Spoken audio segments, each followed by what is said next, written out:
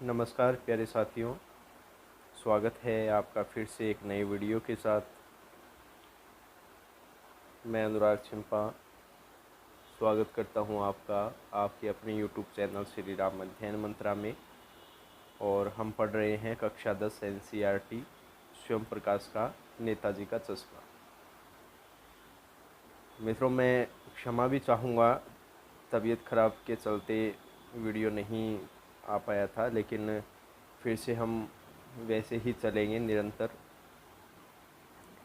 तो पीछे की वीडियो तक साथियों हमने यहाँ तक पढ़ लिया था कि भाई चश्मे वाला मूर्ति पर लगा फ्रेम संभवतः नेताजी से क्षमा मांगते हुए लाकर ग्राहक को दे देता है और बाद में नेताजी को दूसरा फ्रेम लौटा देता है। वाह भाई, खूब, क्या आइडिया है। यहाँ तक हमने अध्ययन कर लिया था। तो नेक्स्ट है, लेकिन भाई एक बात अभी भी समझ में नहीं आई। हालदार साहब ने पान वाले से फिर पूछा, नेताजी का ओरिजिनल चश्मा कहाँ गया। देखो, पहले मैं बता देता हूँ, हालदार साहब एक कंपनी में काम करते हैं जो उस कस्बे से लगभग हर 15वें दिन गुजरते रहते हैं। तो अब वो पूछ रहे हैं पान वाले के साथ, पान वाले से, और पान वाले का आपके सामने शब्द चित्र भी प्रस्तुत किया गया था। काला मोटा सा आदमी, और जब वो हंसता है तो उसकी तोंद थिरकने लग जाती है, हिलने लग जाती है, और मुंह में वो सदैव पान दबाई रखता है और बत्ती सी दिखाता रहता है। उसी से हालदार साहब पूछ रहे हैं कि नेताजी का ओरिजिनल चश्मा कहाँ गया। ओरिजिनल मतलब आप कह सकते हो असली। ओरिजिनल का अर्थ क्या हो जाएगा? असली। कि नेताजी की जो मूर्ति लगी है कस्बे के बीचों बीच, तो उस मूर्ति का जो असली चश्मा है वो कहाँ गया। तो पान वाला दूसरा पान मुंह में ठूंस चुका था। दोपहर का समय था, दुकान पर भीड़ भाड़ अधिक नहीं थी। वह फिर आंखों ही आंखों में हंसा, उसकी तोंद फिर थिरकी। कत्थे की डंडी फेंक पीछे मुड़कर उसने नीचे पीक थूकी। अच्छा, पीक क्या होता है? तो पीक आपको बता देता हूँ कि पान खाने के बाद में, पान खाने के बाद लाल रंग का जो थूक होता है उसे पीक कहते हैं। ठीक है। और मुस्कुराता हुआ बोला, मास्टर बनना भूल गया, मास्टर बनाना भूल गया। पान वाले के लिए यह एक मज़ेदार बात थी, लेकिन हालदार साहब के लिए चकित, चकित का मतलब आश्चर्य से भरी हुई। चकित का मतलब आप कह सकते हो आश्चर्य से युक्त, या कह सकते हो आश्चर्य युक्त। और द्रवित करने वाली बात थी। द्रवित का मतलब भावुकतापूर्ण, भावुक कर देने वाली बात, भाव से भरी हुई। यानी यह ठीक ही सोच रहे थे। मूर्ति के नीचे लिखा, मूर्तिकार मास्टर मोतीलाल वाकई कस्बे का अध्यापक था। अच्छा, वाकई मतलब वास्तव में। और जो मूर्ति बनाने वाले मास्टर थे उनका नाम यहाँ दिया गया है फिर से, मोतीलाल, आपको याद रखना है। बेचारे ने महीने भर में मूर्ति बनाकर पटक देने का वादा कर दिया होगा, बना भी ली होगी, लेकिन पत्थर में पारदर्शी चश्मा कैसे बनाया जाए,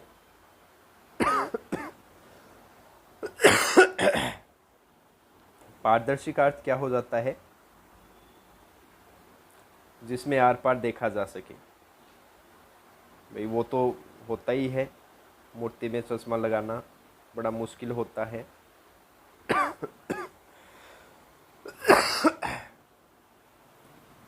कांच वाला यह तय नहीं कर पाया होगा, या कोशिश की होगी असफल रहा होगा, या बनाते बनाते कुछ और बारीकी के चक्कर में चश्मा टूट गया होगा,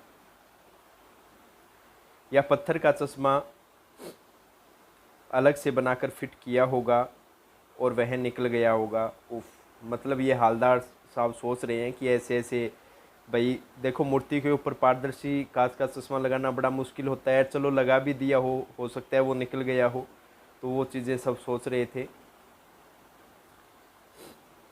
हालदार साहब को यह सब कुछ बड़ा विचित्र और कौतुक भरा लग रहा था। कौतुक भरा मतलब चकित करने वाला हो जाएगा, और विचित्र का अर्थ क्या हो जाएगा? अनोखा। इसका अर्थ क्या हो जाएगा? अनोखा। और विचित्र कौतुक भरा अर्थ आश्चर्य से भरा हुआ। इन्हीं ख्यालों में खोए खोए पान के पैसे चुकाकर चश्मे वाले की देश भक्ति के समक्ष नतमस्तक होते हुए वह जीप की तरफ चले। फिर रुके, पीछे मुड़े और पान वाले के पास जाकर पूछा, क्या कैप्टन चश्मे वाला नेताजी का साथी है या आज़ाद हिंद फौज का भूतपूर्व सिपाही?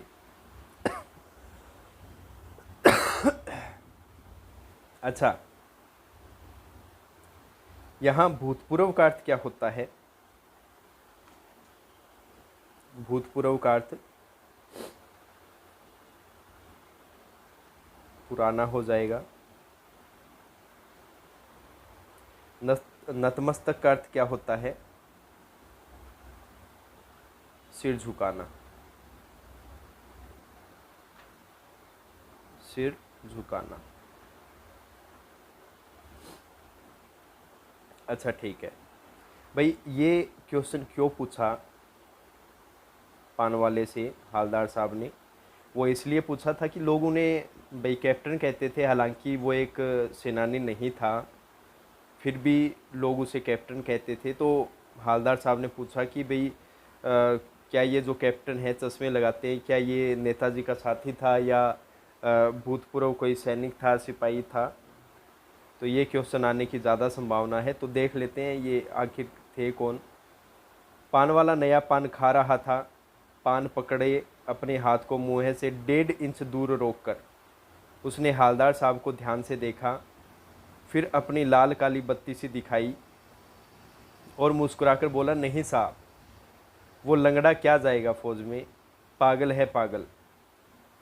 वो देखो वो आ रहा है, आप उसी से बात कर लो, फ़ोटो वोटो छपवा दो उसका कहीं।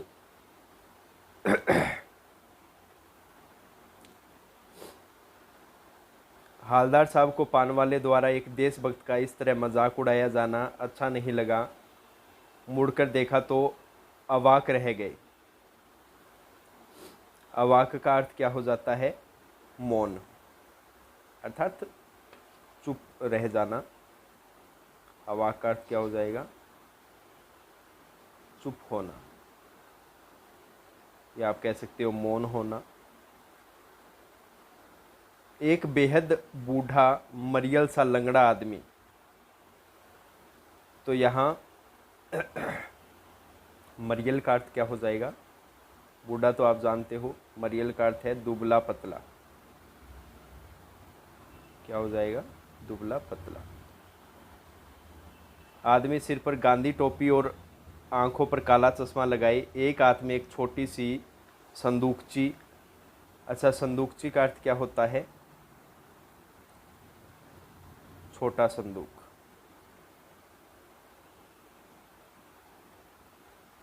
छोटा संदूक।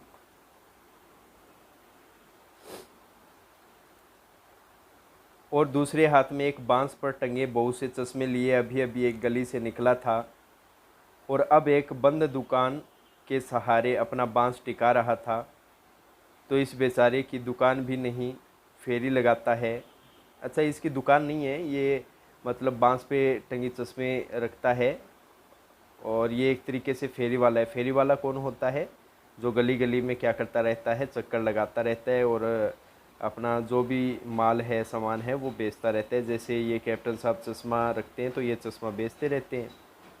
हालदार साहब चक्कर में पड़ गए, पूछना चाहते थे इसे कैप्टन क्यों कहते हैं, क्या यही इसका वास्तविक नाम है, लेकिन पान वाले ने साफ बता दिया था कि अब वह इस बारे में और बात करने को तैयार नहीं है। ड्राइवर भी बेचैन हो रहा था। अब भाई देखो, हालदार साहब ने वहाँ काफ़ी समय लगा दिया था, और पान वाला भी अब इस बारे में और बातचीत नहीं करना चाहता था, क्योंकि उसने जो भी कुछ कहना था बता दिया हवलदार साहब को कैप्टन के बारे में। और उधर जो जीप वाला ड्राइवर था वो भी काफ़ी परेशान हो रहा था। बेचैन का मतलब क्या होता है? परेशान हो जाना। तो काम भी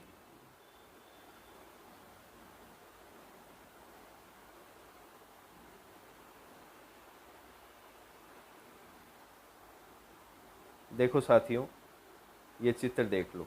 ये कैप्टन है, लंगड़ा मरियल सा बूढ़ा। ये संदूकची यहाँ दे रखी है जिसमें कुछ एक चश्मे वो रखते हैं, और ये वो बांस है जिस पे वो चश्मे लटकाए रहते हैं।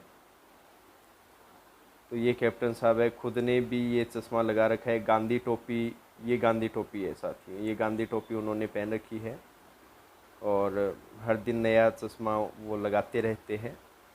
देख लिया होगा चित्र में।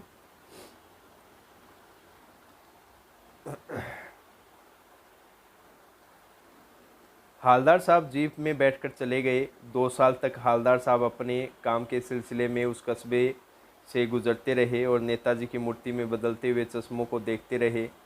कभी गोल चश्मा तो कभी चौकोर, कभी लाल, कभी काला, कभी धूप का चश्मा, कभी बड़े कांचों वाला गोगो चश्मा, पर कोई ना कोई चश्मा होता ज़रूर। उस धूल भरी यात्रा में हालदार साहब का कौतुक और प्रफुल्लता के कुछ क्षण देने के लिए।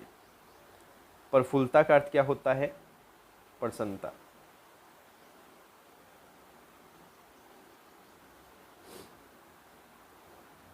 फिर एक बार ऐसा हुआ कि मूर्ति के चेहरे पर कोई भी कैसा भी चश्मा नहीं था। उस दिन पान की दुकान भी बंद थी, चौराहे की अधिकांश दुकानें बंद थी। अगली बार भी मूर्ति की आंखों पर चश्मा नहीं था। हालदार साहब ने पान खाया और धीरे से पान वाले से पूछा, क्यों भाई, क्या बात है? आज तुम्हारे नेताजी की आंखों पर चश्मा नहीं है। पान वाला उदास हो गया। उसने पीछे मुड़कर मुँह का पान नीचे थूका और सिर झुकाकर अपनी धोती के सिरे से आंखें पोंछते हुए बोला, साहब कैप्टन मर गया। और कुछ नहीं पूछ पाए हालदार साहब। कुछ पल चुपचाप खड़े रहे, फिर पान के पैसे चुकाकर जीप में आ बैठे और रवाना हो गए। बार बार सोचते क्या होगा उस कौम का जो अपने देश की खातिर घर गृहस्थी, जवानी, ज़िंदगी सब कुछ होम देने वालों पर भी हंसती है। अच्छा, यहाँ कौम का अर्थ क्या होता है? कोई भी एक राष्ट्र या कोई भी एक जाति, या बता सकते हो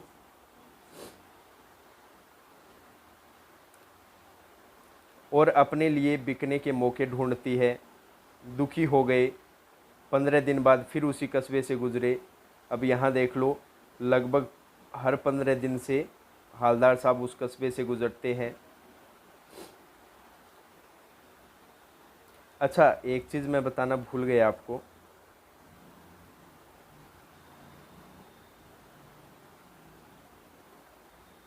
होम कर देना क्या होता है?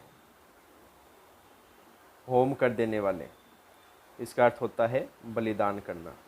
अपने जीवन का होम करना तो क्या हो गया? बलिदान करना। बिकने के मौके ढूंढना,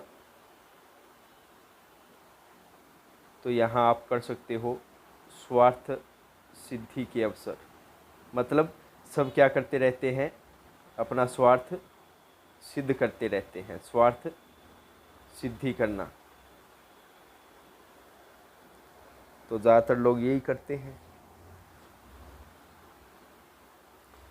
15 दिन बाद फिर उसी कस्बे से गुजरे। कस्बे में घुसने से पहले ही ख्याल आया कि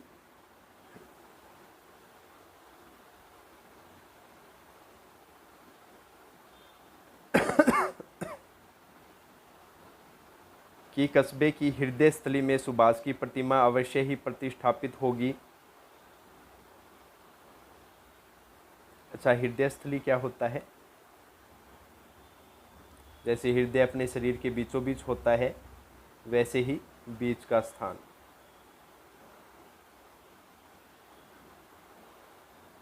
और प्रतिष्ठापित का अर्थ क्या होता है? स्थापित। क्या अर्थ होता है? स्थापित। लेकिन सुभाष की आंखों पर चश्मा नहीं होगा, क्योंकि मास्टर बनाना भूल गया और कैप्टन मर गया। सोचा आज वहाँ रुकेंगे नहीं, पान भी नहीं खाएंगे, मूर्ति की तरफ देखेंगे भी नहीं, सीधे निकल जाएंगे। ड्राइवर से कह दिया चौराहे पर रुकना नहीं, आज बहुत काम है, पान आगे कहीं खा लेंगे। लेकिन आदत से मजबूर आंखें चौराहे आते ही मूर्ति की तरफ उठ गई। कुछ ऐसा देखा कि चीखे, रोको। जीप स्पीड में थी, ड्राइवर ने जोर से ब्रेक मारे। वाह, तुम तो बड़े हैवी ड्राइवर हो भाई। रास्ता चलते लोग देखने लगे। जीप रुकते न रुकते हालदार साहब जीप से कूदकर तेज तेज कदमों से मूर्ति की तरफ लपके और उसके ठीक सामने जाकर अटेंशन में खड़े हो गए। अटेंशन का अर्थ क्या होता है? सावधान की मुद्रा। सावधान की मुद्रा।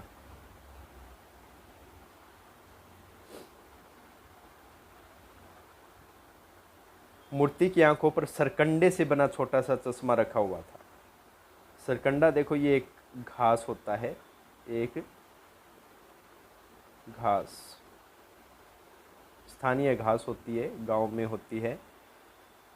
जैसा बच्चे बना लेते हैं, हालदार साहब भावुक हैं। इतनी सी बात पर उनकी आंखें भर आई। अच्छा, ऐसा क्यों हुआ होगा? देखो, वो दुखी थे कि कैप्टन मर गया, अब चश्मा लगाने वाला कोई नहीं है, अर्थात कोई देशभक्त बचा नहीं है, सब अपनी स्वार्थ सिद्धि करते रहते हैं। लेकिन एक दिन उन्होंने देखा कि हाँ, सरकंडे का एक चश्मा लगा है, अर्थात किसी बच्चे ने लगाया है। तो उनके मन में ऐसा आया कि आज भी लोगों के अंदर वो सहानुभूति जिंदा है देश के लिए, आज भी लोग देश के लिए कुछ करना चाहते हैं। तो इस वजह से उनकी क्या हो गई थी? आंखें भर आई थी। तो साथियों, ये आपका अध्याय पूर्ण होता है। हालदार साहब, मोतीलाल मास्टर, ये सब पान वाला, ये सब हो चुका। तो अब कुछ एक प्रश्न उत्तर है। सेनानी न होते हुए भी चश्मे वाले को लोग कैप्टन क्यों कहते थे? ये प्रथम प्रश्न है। तो इसका उत्तर क्या हो सकता है? देखो, हालांकि जो कैप्टन था वो कोई सेनानी नहीं था, लेकिन उसकी अगर कद काठी देखें, चाल ढाल देखें, वेशभूषा देखें, तो वो कोई एक सैन्य अधिकारी जैसा ही लगता है। और नेताजी सुभाष चंद्र बोस है, उनके प्रति उनका सम्मान भाव भी अत्यधिक है। तो वो चश्मे भी आपको पता है लगाते रहते थे। तो इसी से लोगों ने उसको कैप्टन कहना शुरू कर दिया।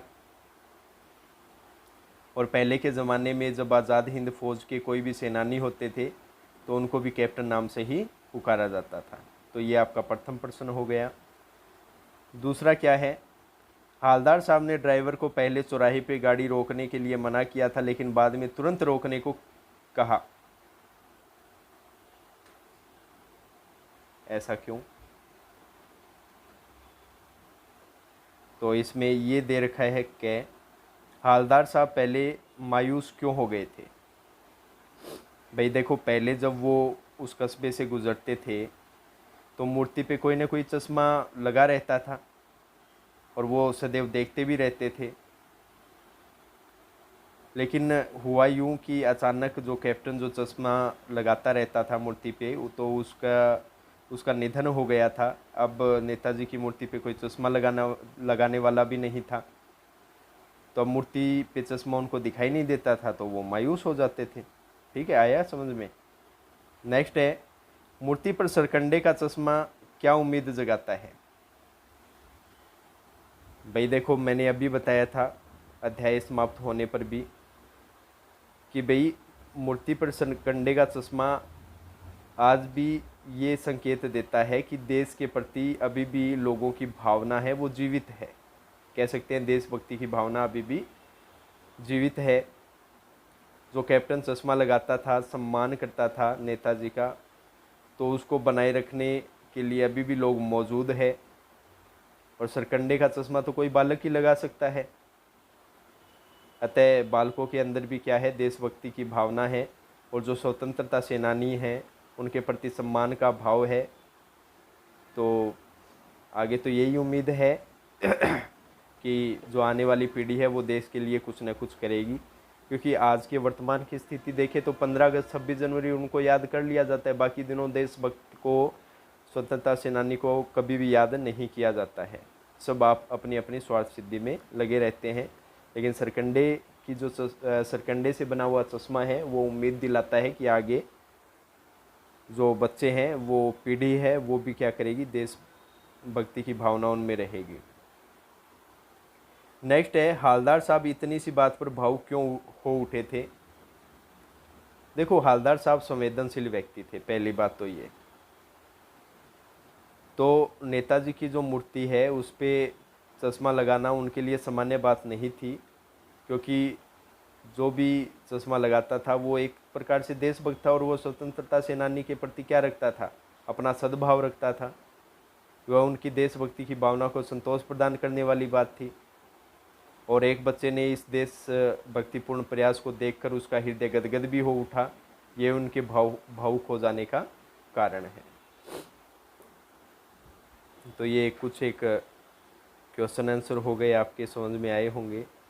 अच्छा, ये तीसरा प्रश्न क्या कहता है ये देख लेते हैं। आज से स्पष्ट कीजिए, बार बार सोचते क्या होगा उस कौम का जो अपने देश की खातिर घर गृहस्थी, जवानी, ज़िंदगी सब कुछ होम देने वाले पर भी हंसती है और अपने लिए बिकने के मौके भी ढूंढती है। ये इम्पोर्टेंट प्रश्न भी है। तो इसका आंसर क्या हो जाएगा। देखो, जब कैप्टन चश्मे वाला था उसकी मृत्यु हो गई थी, तो यह सुनकर हालदार साहब क्या हो गए थे, स्तब्ध हो गए थे, अवाक हो गए थे। और उन्हें लगा कि देशभक्ति के आंगन में टिमटिमाता एक दीपक अचानक बुझ गया।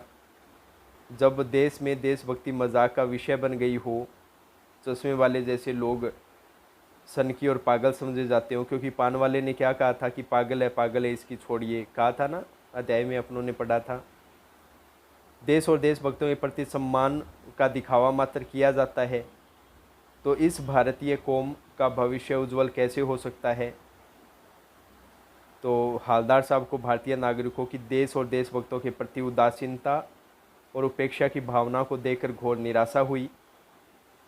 ऐसे लोग देशभक्तों का तो मजाक बनाते हैं और स्वयं ऐसे अवसरों की तलाश में रहते हैं जिसमें सौदेबाजी करके अपने स्वार्थ सिद्ध कर सके। तो इसलिए ये आया है, क्योंकि देखो, लोग सब बुरे होते हैं। पाठ के आधार पे बता रहा हूँ मैं। अपना कोई कुछ नहीं देखता, लेकिन देशभक्तों का आदर सम्मान भी नहीं करता, ये तो गलत बात हो गई। अच्छा, मैंने आपको कहा था ये इम्पोर्टेंट रहेगा, ये यहाँ पे क्वेश्चन आ भी गया कि पान वाले का एक रेखा चित्र प्रस्तुत कीजिए। रेखा चित्र क्या होता है। देखो साथियों, एक तो चित्रकार होता है वो पेंटिंग बनाते हैं तो चित्र आपके सामने उभर आता है, और लेखक या कवि होता है वो क्या करता है कि ऐसे शब्दों का प्रयोग करता है, ऐसी रेखाओं का प्रयोग करता है कि एक चित्र अपने हृदय में बन जाता है। तो क्या हो सकता है। देखो, पान वाला तो पान बेचता था, पान खाना, पान लगाना, पान बेचना उसकी यही दिनचर्या थी। विनोदी स्वभाव का था, मतलब हंसी मजाक करने वाला था।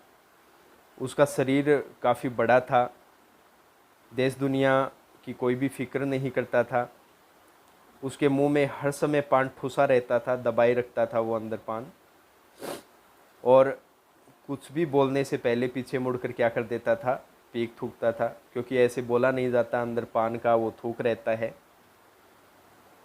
और फिर पान खाते हुए लाल काली बत्ती सी भी दिखाता रहता है, और यही इसकी चिर परिचित शैली थी। और जब भी वो बोलता है तो उसकी टोन थिरकती रहती है, यही चीज़ यहाँ बताई गई है। ठीक है, नेक्स्ट है 5वां क्वेश्चन। वो लंगड़ा क्या जाएगा फौज में, पागल है पागल। कैप्टन के प्रति पान वाले की इस टिप्पणी पर अपनी प्रतिक्रिया लिखिए। ये आपको ही बताना है, और तो आप सीधे सीधे बता सकते हो कि जो पान वाला है वो देशभक्तों के प्रति संवेदन शून्य है, वो देशभक्तों के प्रति उपेक्षा का भाव रखता है, उसके इस बोलने से उदासीनता का भाव उजागर होता है।